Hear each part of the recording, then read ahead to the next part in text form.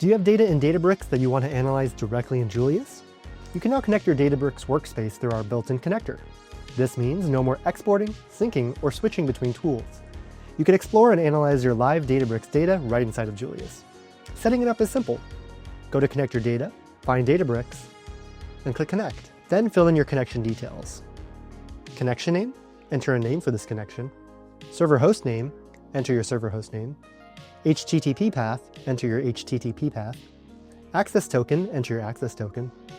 Catalog. MFA type, enter your multi-factor authentication type.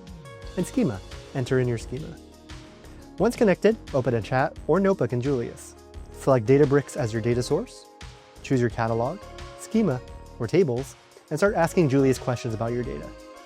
You'll instantly get clean summaries, charts, and insights, all without having to move or re-upload a single file. Try it out with your team today. Connect your Databricks workspace to Julius, explore your live data, and let us know what you think, or share your feature requests in the comments below.